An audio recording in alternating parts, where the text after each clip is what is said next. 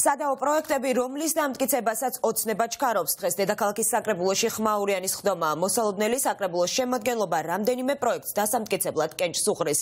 საუბარია 5 მასშტაბურ პროექტზე, რომლის ფარგლებშიც დედაქალაქის სხვადასხვა უბანში მრავალსართულიანი კომპლექსების მშენებლობა იგეგმება. სპეციალისტები იმ საფრთხეებზე საუბრობენ, რაც პროექტის განხორციელებას შესაძლოა მოჰყვეს. ოპოზიცია კი ხელისუფლებას კორუფციულ გარიგებაში ამ ხელს და შეეცდება უმრავლესობას დღეს პროექტების დამტკიცების საშუალება არ მისცეს. საბა ბუაძე მუშაობს თემაზე და პირდაპირ ეთერში განაგრძობს საუბარს. საბა კონკრეტულად რა საფრთხეებზე საუბრობენ სპეციალისტები და როგორი არის ოპოზიციის გეგმა? გეოლოგები, სეისმოლოგები, ჰიდროლოგები, სატრანსპორტო სისტემის წარმომადგენლები ღიად ალაპარაკდნენ იმ საფრთხეებთან დაკავშირებით, რომელიც შესაძლებელია მოჰყვეს მეგაპროექტების განხორციელებას. საუბარია 5 მეგაპროექტზე და მაღალ სართულიან შენობებზე. საკრებულოს ხდომაზე ეს პროექტები განსახილველ თემათა სიაში დარჩა და დღეს საკრებულოს ხდომაზე კენჭს უყრიან მეგაპროექტების განხორციელებას. გეოლოგები და სეისმოლოგები კი სავარაუდო საფრთხეებზე საუბრობენ, ამბობენ იმას, რომ თბილისის ქუჩებში მსგავსი მასშტაბის მშენებლობა არ არის ნებადართული, რადგანაც თბილისი არის სეისმურად აქტიური ზონა და ფერდობებზე მაღალსართულიანი შენობების აშენება დაუშვებელია, ასევე დაუშვებელია მდინარის კალაპოტებში მშენებლობების განხორციელება და ამის გამოცდილება თბილისს აქვს 13 ივნისს, თუმცა როგორც ჩანს, ქართული ოცნების წარმომადგენლები, საკრებულოს წევრები დაჩქარებული წესით ცდილობენ მიიღონ პროექტები და დაიწყონ მასშტაბური მშენებლობები, თუმცა გეოლოგებს და სპეციალისტებს აქვთ მოლოდინი იმისა, რომ სავარაუდო საფრთხეებს ქართული ოცნების წარმომადგენლები კარგად გაანალიზებენ და პროექტების განხორციელებას მაღალსართულიანი კორპუსების მშენებლობასთან დაკავშირებით დღეს საკრებულოს ხდომაზე მხარს არ დაუჭერენ. არც იურისტის, არც მსახიობის და არც ბალერონის განსახილველი არ არის ადრე აშენდება.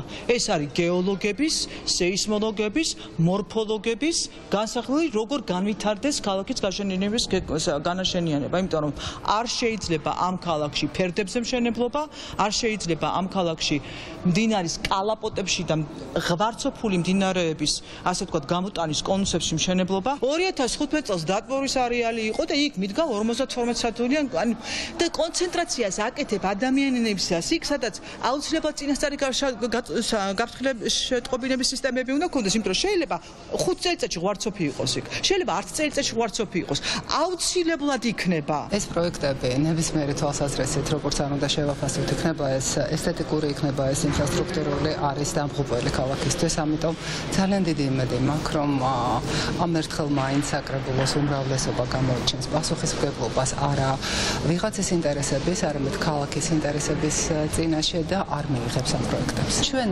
ვდგავართ რა პრობლემის წინაშე, რომ ჩვენი ინტერესი არის ქალაქის მომავალი, რა თქმა უნდა, მისი განაშენიანება, ახალი მიზიდულობის ცენტრების გაჩენა, როგორც ბიზნესის, ისე სხვა თვალსაზრისით, მაგრამ ის უნდა ეწარებოდეს ქალაქის ინტერესებში და ეს პროექტები პირველ რიგში ამას ეწინააღმდეგება. ეწინააღმდეგება ეს პროექტები კანონებს და საკანონმდებლო დოკუმენტებს. ამ პროექტების მნიშვნელოვანი ნაწილი ხორციელდება ისტორიული განაშენიანების რეგულირების ზონაში. მეგა მასშტაბის პროექტები, რომელთა მნიშვნელოვანი ნაწილი პირდაპირ ჩადგმული არის ქალაქის სატრანსპორტო არტერიებზე, სანაპიროზე, თამარ მეფის გამზირზე. ეს გამოიწვევს სატრანსპორტო კუთხით ძალიან მძიმე მდგომარეობას.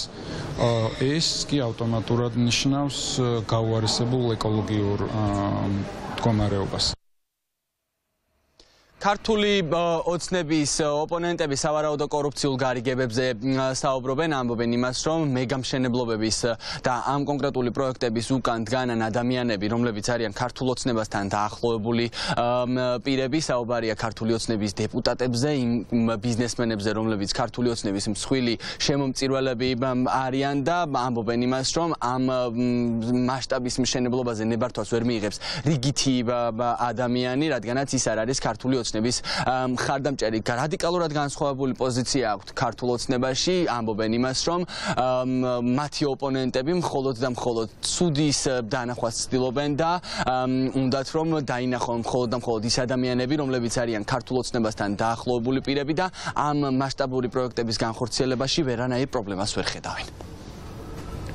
კალაძემ აგვისტო გამოაცხადა თბილისის აოხრების თვეთ და ეს კვირაც არის თბილისის აოხრების კვირა, იმიტომ რომ ყველაზე პრობლემური პროექტების გამოტანა სწორედ ახლა მოხდა. ეს არის 1.5 მილიონზე მეტი მოცულობის პროექტები ყველაზე პრობლემურ და შეუსაბამო ადგილებში. უსაფრთხოების კუთხით, ურბანული კუთხით, სატრანსპორტო კუთხით, რომელსაც ექნება უდიდესი გავლენა თითოეული ჩვენგანის ცხოვრებაზე. მოწადინებულები არიან ახლა რომ ყველაფრის ფასად გაიტანონ ეს პროექტები და გააგრძელონ თბილისის გენოციდი, რომელიც კალაძის ხელით უკვე მიმდინარეობს დიდი ხანია. რომ არა პოლიტიკური კორუფცია, რომ არა ის ოდიოზური ფიგურები, რომელიც ამ კონკრეტული პროექტების უკან დგანან, რა თქმა უნდა, თბილისის მერია და საკრებულო ამ პროექტებს არ დაამტკიცებდა, იმიტომ რომ საუბარია 2 მილიონ კვადრატულ მეტრამდე მავნებლურ მშენებლობაზე, რომელიც კიდევ უფრო მეტად დაამძიმებს თბილისელების ცხოვრებას და ფაქტიურად ურბანულ ჯოჯოხეთად აქცევს თბილისს. საკრებულოს გადაწყვეტილი აქვს, რომ ეს პროექტები გაიტანოს, მხოლოდ იმიტომ, რომ საუბარი არის ივანიშვილის პროექტზე, ჩხარტიშვილის პროექტზე, ქართული ოცნების დეპუტატების პროექტზე. ამ პროექტებს, რა თქმა უნდა, ისინი მიიღებენ, თუმცა ჩვენ ვაპირებთ, რომ გავაგრძელოთ სამართლებრივი დავა, იმიტომ რომ ეს იქნება უდიდესი პრობლემა თბილისელებისთვის. მნიშვნელოვანი არის, რომ კონკრეტული არგუმენტები და მოსაზრებები იყოს ნათქვამი და არა უბრალოდ ის, რომ ამის უკან დგას ვიღაც და ამიტომ არ მინდა მე დღეს ეს. დღეს რომელ პროექტებზეც ოპოზიცია ყვირის და ბოდიში ერთი ამბავი აქვს ატეხილი. ზუსტად ანალოგიური პროექტები გასული სხდომების განმავლობაში საკრებულოში არის დამტკიცებული. ჩვენ ვფიქრობთ, რომ ეს პროექტები არის მისაღები ქალაქისთვის და არის მნიშვნელოვანი, რომ დღეს ეს პროექტები იმ კონკრეტულ ეტაპებზე, ანუ ზოგი გერგეს დავალება და ზოგი გერგე იქნას მიღებული. გუშინ საკრებულოს კომისიის სხდომა დაახლოებით 6 საათის განმავლობაში მიმდინარეობდა. დღეს 2 საათზე გაიმართება საკრებულოს სხდომა, სადაც 32 საკითხს კენჭს უყრიან. აქედან ერთ-ერთი არის მეგა მშენებლობის და იმ პროექტების საკითხი, რომელიც დიდ პრობლემას წარმოადგენს თბილისისთვის და თბილისელებისთვის. საინტერესოა რა გადაწყვეტილებას მიიღებს ქართული ოცნება და დაუჭერს თუ არა მხარს იმ პროექტებს, რომელსაც ოპოზიციონერი დეპუტატები თბილისის გენოციდს უწოდებენ.